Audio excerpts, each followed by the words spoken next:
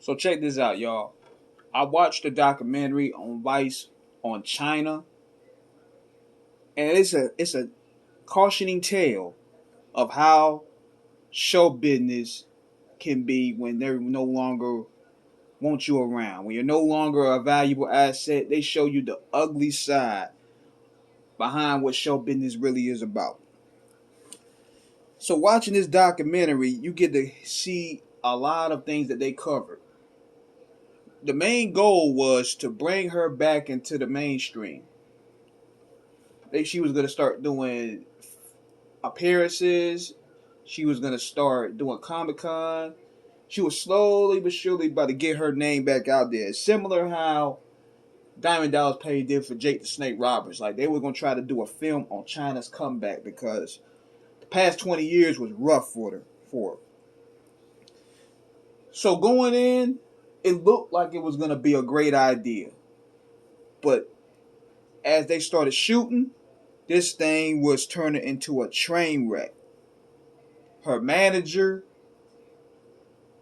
her director, her whole team failed her. Because they were basically sucked into the same vices that she was trying to get away from. So that was mainly Chyna's downfall for the past 20-something years, is that she's never had people in her circle to really look out for her.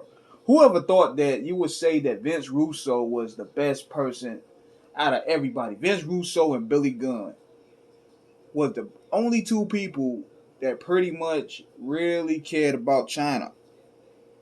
But also, this thing goes into detail behind Chyna's rise to success, and it gets more detail about what happened and why she left. Because I thought myself, why is Chyna not around? Because the last time we seen Chyna, she did a angle with, right, the censor.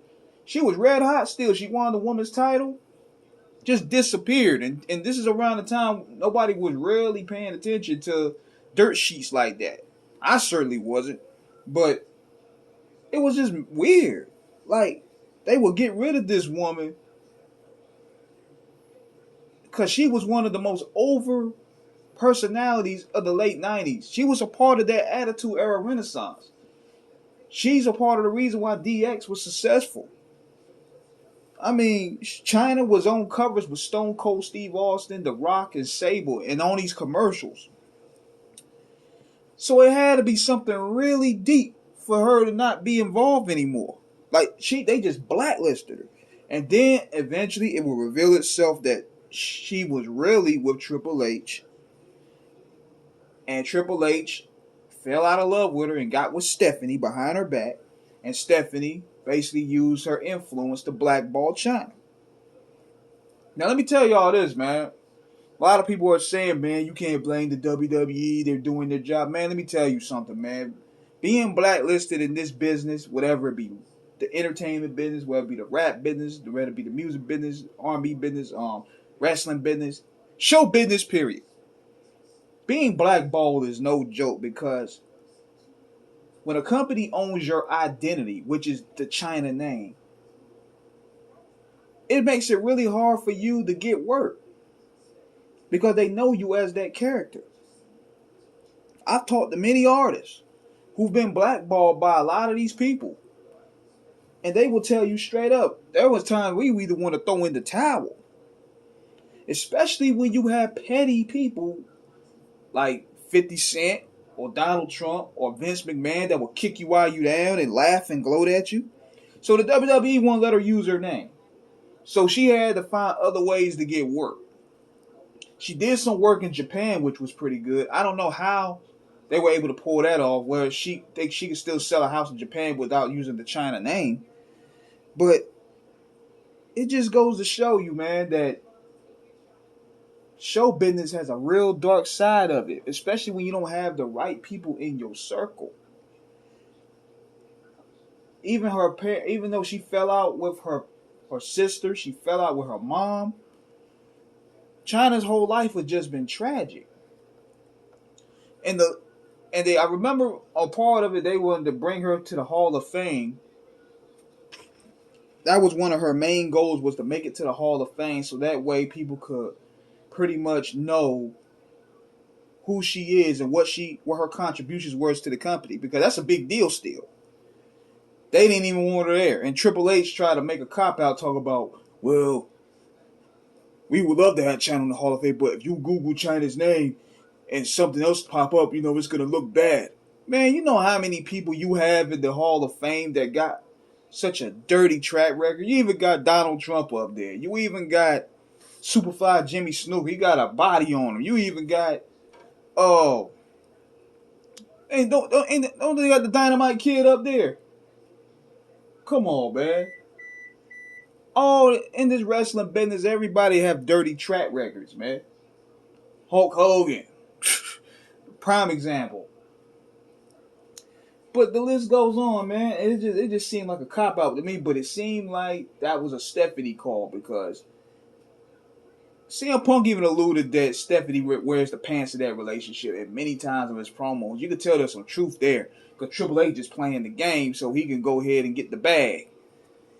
He figured by sleeping with the boss's daughter, that could level him up, in which it did. Whoever thought in 2021 you would see the dude Hunter Hearst Helmsley running shit? I never thought this in a million years. But here we are today. So my thoughts about it with Chyna is that blackballing can have a real serious effect, especially when they blacklist her from work she loved to do. Then she started doing bad movies. Then she started wrestling and doing these reality shows and all that stuff. It was just a bad look. She's just been a train wreck. You can tell when she's sober, she's a real sweet girl. But she's been so far gone with the drugs and stuff, that it took her out of her element. But you also got to look at it too. See, I have to look at the game both ways, because I remember when XPac called her out on a lot of that stuff she was saying in her book. Now, you got to keep in mind, even with manipulate women that have drug problems, with all due respect, anybody that has drug problems can be very manipulating. Addicts are very manipulating, and they can stretch the truth and get sympathy and try to play the victim mode. And I give X-Pac his credit for calling her out on that, but you could tell that he wasn't the best suit for her either. He was going through a situation as well. But everybody that Chyna interacted with just failed her, man. It's like they didn't really give her the proper care. You had the director that was even filming the damn thing high on heroin, but yet gonna talk to Chyna, which is crazy to me. But